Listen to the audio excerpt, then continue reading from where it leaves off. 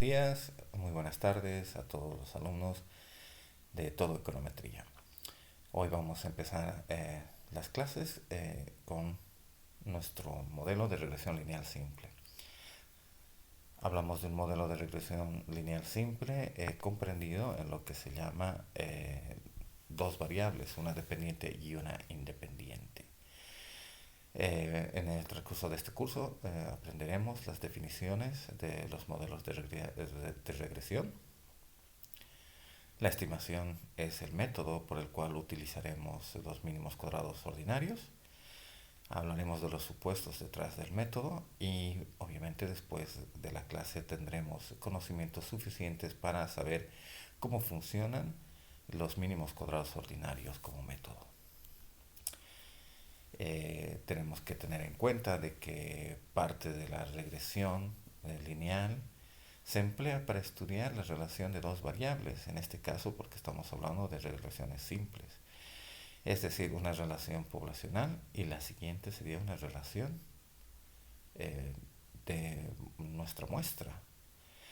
La regresión lineal hace ajustes sobre la distribución de las variables de una muestra que tratan de explicar un conjunto de observaciones respecto a un comportamiento poblacional.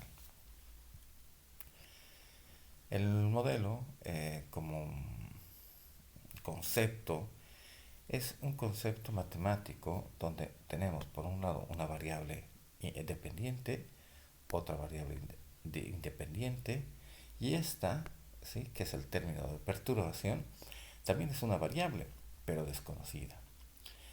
Eh, Nosotros podemos observar que tenemos unos estimadores. Hay que recordar que los estimadores son números concéntricos de información que podrán referir y podremos utilizar para calcular efectos sobre la variable dependiente, o sea, sobre esta variable.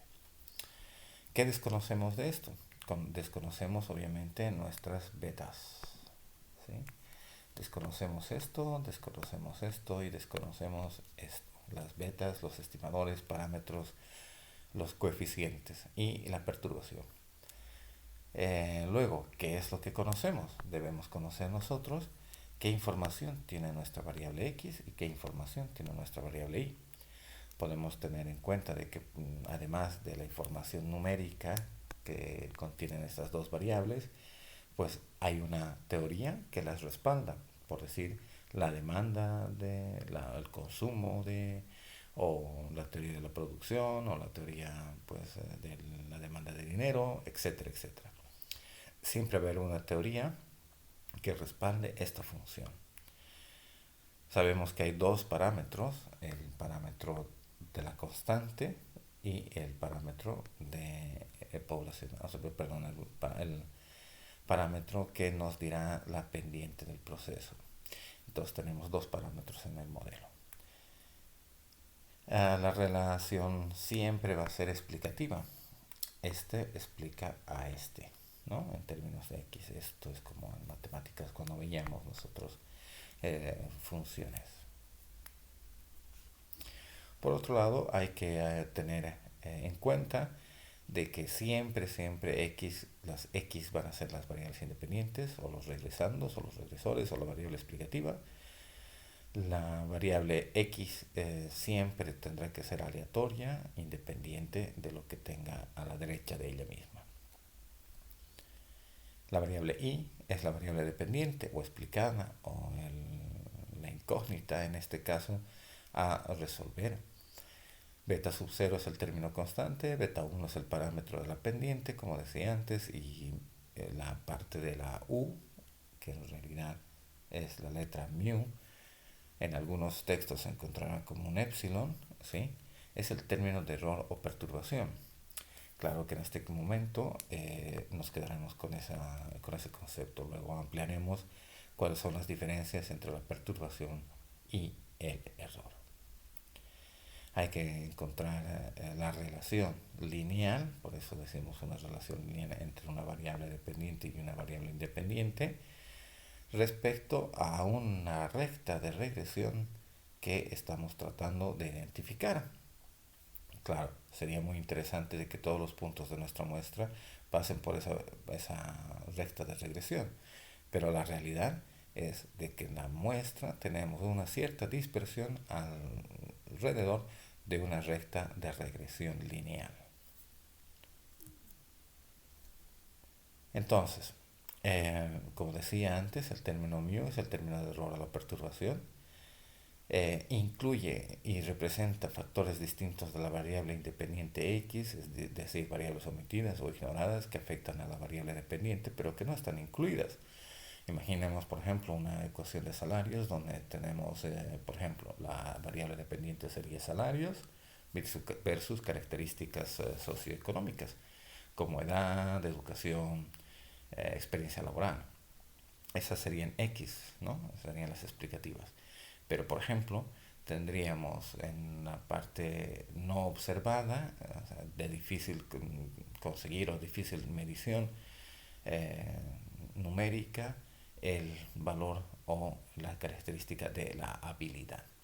La habilidad es intrínseca del ser humano, cada quien tiene cierto tipo de habilidad distinta de cada ser humano, independientemente de las condiciones que le rodeen, pero es difícil contabilizarla. Entonces, por eso no se puede incluir como una variable independiente en el modelo. Es por ello de que esa variable que es relevante estaría contenida en el término y en el término de la perturbación. Entonces, mu no estaba observado, tampoco es observable. O sea, jamás de los jamases podremos saber qué es, qué tiene o cómo es. Mu puede representar errores de medición y también puede representar un componente aleatorio no sistemático. El componente aleatorio no sistemático se hace referencia a que no existe un sistema o a un tipo de función específica que le haga comportarse de alguna forma. Entonces es una situación totalmente aleatoria. Luego, tenemos que saber que el término de mu, ¿sí? Representa factores distintos de x, que son, por ejemplo, variedad en la teoría, como decíamos, la habilidad. Muchos investigadores, muchas personas pueden tener un concepto de cómo medir la habilidad. Eso es variedad en la teoría. No disponemos de información. No existe información para una variable que queramos medir, pero en las bases de datos que tenemos, pues no tenemos esa posibilidad de incluirla. Aleatoriedad intrínseca en el comportamiento humano. Cada quien es intrínsecamente diferente del que está a su lado. Y la forma funcional incorrecta. Al mencionar la forma funcional incorrecta estamos hablando de la formulación matemática de la función. Hagan un ejemplo de que, por ejemplo, estamos hablando de demandas, la demanda de zapatos, por ejemplo, estará en relación al precio de los zapatos. También podríamos incluir otras variables, pero jamás estaría comprendida en la función, por ejemplo, el precio de las naranjas, porque no tiene nada que ver zapatos con naranjas. En principio tenemos unas situaciones importantes que son los supuestos. Los supuestos del modelo de regresión lineal clásico están comprendidos en esperanzas matemáticas, donde estamos hablando de que la esperanza de la perturbación siempre va a ser en media el valor cero, siempre y cuando se incluye un término constante. Estamos hablando de este término constante en la ecuación. Luego estaremos hablando de que la esperanza matemática de la mu o de la perturbación siempre está en referencia a la información de las x, lo cual estamos hablando de que sea en media el valor cero. Es por ello de que la esperanza matemática de la variable y dependiente va a estar contenida con información de las x que la representan o que la explican. Eso es nada más que la esperanza de todo el modelo econométrico con los estimadores betas incluidos en el modelo y además sin olvidar el término de perturbación. Todo eso es información dependiente de nuestras x. Por lo tanto, si nosotros tratamos de explicar la variable dependiente, siempre estará, ¿sí?, contenida a esta información. Porque beta sub 0 y beta 1 son estimadores que hay que encontrar y x es la variable que trata de explicar el comportamiento de la variable y. Bueno, hay que traer a colación que la linealidad de las variables es importante. También, o más todavía, es esta que es la linealidad de los parámetros. La perturbación entra de manera aditiva siempre, o sea, es una situación positiva a la perturbación. Esta parte es más que todo en el sistema de eh, colocar o de mencionar cómo vamos a anotar en la función poblacional. En el contexto de una regresión, la linealidad se refiere a la manera de que entran los parámetros y la perturbación. Vuelvo a recalcar, vuelvo a recalcar de que este componente, este otro componente y este otro componente no pueden tener una potencia, no pueden ser potencia o no pueden contener o ser contenidas en potencias. Por eso a eso se llama que deben ser lineales. La linealidad implica que el cambio de una unidad en x tiene el mismo efecto sobre la variable y, independientemente del valor inicial de x. Por lo tanto, si estamos hablando de esa situación, estamos eh, suponiendo, indicando que estos son cambios marginales. Bien.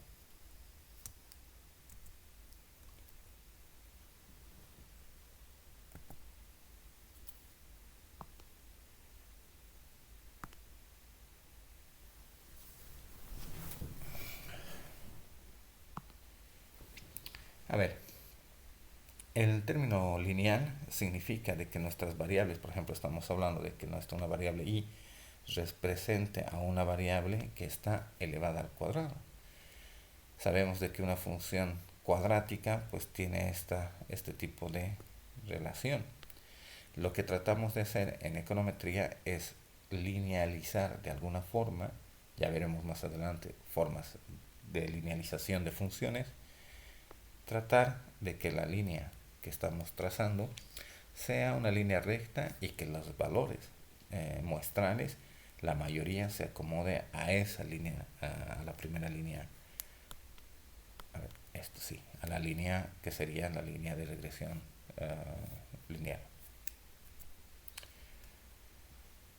Debemos saber de que la regresión es una regresión poblacional, porque la función matemática que vamos a anotar en un principio es lo único que conocemos, hemos dicho al principio, son los datos que tenemos sobre la variable y los datos que tenemos sobre la variable x.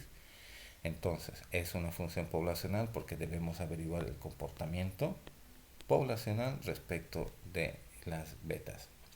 Entonces, la función de regresión poblacional será una expectativa condicional. Es una expectativa condicional a cómo se comportarán esos cambios marginales que harán cambiar la variable dependiente. Entonces, al hablar de una especificación estocástica de la función de regresión poblacional, estamos hablando de que siempre estamos pensando en que cumplirán ese supuesto de aleatoriedad, independencia, linealidad y los demás supuestos básicos de la regresión. Si ya tenemos la relación poblacional entre las dos variables, entonces lo que vamos a estudiar es cómo se comporta cada vez que cambie esta variable, ¿sí? Cómo se comporta nuestra variable dependiente. ¿Cómo lo conseguimos? Por un método de estimación. El método de estimación hay dos formas de hacerlo. Manualmente, los mínimos cuadrados ordinarios es una función de minimización de los errores al cuadrado. De eso hablaremos más adelante. Para explicarlo haremos unos ejercicios. Y en el ordenador, con un software adecuado en el mercado existen muchos. Los más comunes, Views, Stata, R, SAS, SPSS, ¿no? El mismo Excel hace unas regresiones que no son muy adecuadas, ya lo comentaremos en su momento, pero de los softwares adecuados pues manejaremos en este curso eViews. Bueno, también estamos hablando de la estimación del modelo de regresión lineal por máxima verosimilitud, mínimos cuadrados ordinarios. Es un método. La máxima verosimilitud es otro método. Hay que recordar de las clases de estadística inferencial que la máxima verosimilitud es la probabilidad más alta de ocurrencia del suceso cierto.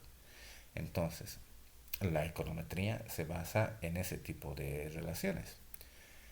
A ver, la estimación del modelo de regresión lineal, estamos hablando de un modelo de una función poblacional, ¿ya? Con parámetros poblacionales, ¿ya? Y con presencia de la perturbación. Cuando nosotros estimamos por un método que sería el mínimos cuadrados ordinarios, pues tendríamos la variable dependiente estimada, la beta sub 0 estimada y la beta 1 estimada. Entonces siempre tendremos estas variables y estos estimadores con un sombrerito o un gorro. En inglés sería hat.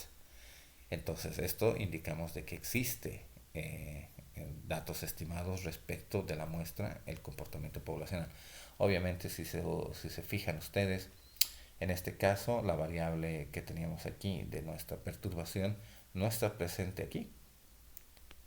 Y no es un error, sino que el error de medida, valga la redundancia en la frase, es contenida entre la diferencia de la variable observada y la variable que hemos hallado. Entonces, esta es la estimación del comportamiento poblacional respecto a una muestra que será restada de las variables, o sea, de la variable i que teníamos observaciones, que teníamos datos. Entonces, mientras más pequeña es esa resta, se llama sesgo. Entonces, si es más pequeño, el modelo es insesgado. Entonces, esa mu estimada, esta que está aquí, tiene que cumplir los supuestos básicos de la regresión o del modelo de regresión lineal clásico. Esto sí es observado. Y como hemos dicho, tanto hemos recalcado varias veces, ¿sí? Y esto tiene que quedarse muy claro, esto y esto no son iguales. Para que se acuerden, la perturbación contiene mucha más información que será desconocida, como variables omitidas o variables que no hemos podido encontrar o medir, que están ahí y que tienen una relevancia y una importancia y además explican algo de la variable dependiente, pero jamás será conocida. Mientras que el error es esto, nada más que la diferencia entre lo observado y lo hallado. Entonces obviamente no son iguales. Como decíamos, el residuo, el error de medida, el sesgo, es esto. La función es una función de minimización de los errores al cuadrado, es el sumatorio de los errores al cuadrado, que viene a ser dada por la sumatoria, ¿sí?, de lo explicado, que es igual a nuestra función condicionada de lo observado versus lo hallado. Entonces de esto se desprenden unas ecuaciones normales, que son estas dos. Básicamente el ajuste de los residuos y los valores tiene que ver con una dispersión en los valores que hemos encontrado y los valores que están de los residuos.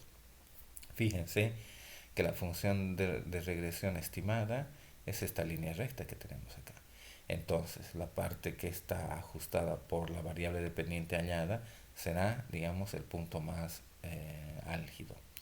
Entonces, las diferencias entre la variable x1 y xjésima, o sea, esos son los valores que existen en nuestras observaciones, hasta la última, estaremos tratando de explicar ciertos puntos, ¿no? Y lo que quede por explicar será el residuo. Bueno, entonces, los supuestos básicos del modelo de regresión lineal clásico, o detrás de lo que sería el modelo de mínimos cuadrados ordinarios.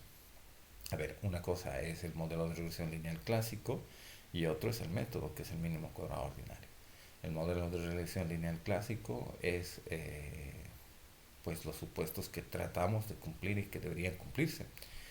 Primero, los valores de x son fijos, no es una constante a lo que me refiero, es de que en 2 segundos no va a cambiar el valor de x, la estatura de las personas no cambia en 2 segundos, a no ser de que esté creciendo y con el tiempo vayamos creciendo o el niño vaya creciendo, pero eso no significa que vamos a hacer una apología, digamos, del crecimiento por segundo, ¿ya?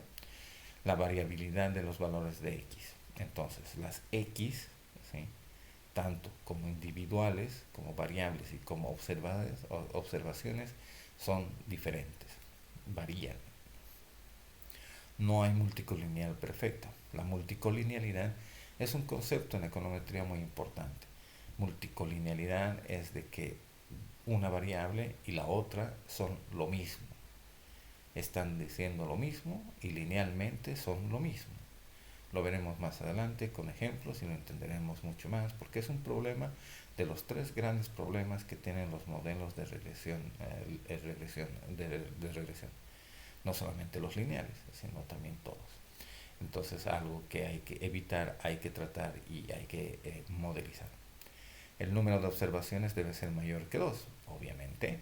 Los grados de libertad que se refieren a los grados de libertad que son las variables y el número de observaciones no puede ser pequeño. Por estadística inferencial sabemos que el número que debería ser lo óptimo, ¿sí?, para tener una regresión coherente es que las observaciones sean mayores o iguales de 30 para arriba, digamos, en otras palabras. Mientras que las variables tienen que ser 2 al menos, ¿no? Una variable dependiente y una variable independiente, una y una x. El valor esperado de la perturbación dado x es 0. Estamos hablando de que la media de mu sea 0. Y por tanto el valor medio de mu es igual a 0. Eso se llama, ese es, en todo caso, el primero de los supuestos más importantes. La media del proceso tiene que ser 0.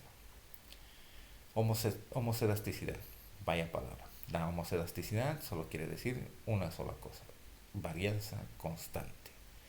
Entonces, quiere decir de que la variabilidad del modelo sea la mínima o sea solamente un número constante.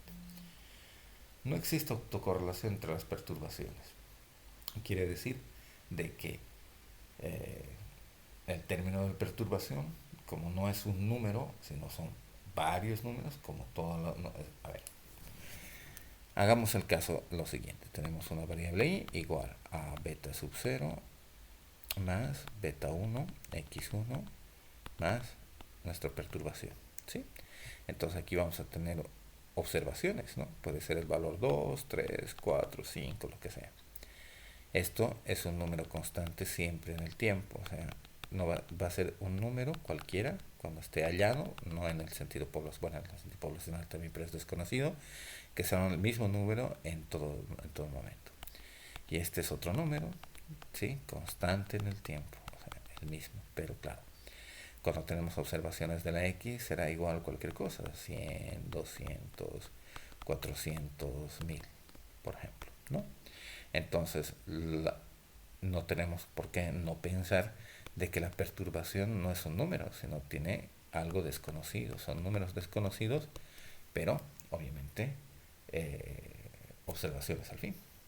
Entonces, lo que dice de la no existencia de autocorrelación en las perturbaciones es de que la covarianza entre estos valores, ¿sí?, o la relación que se llama correlación, no exista, o sea, 0, ¿ya?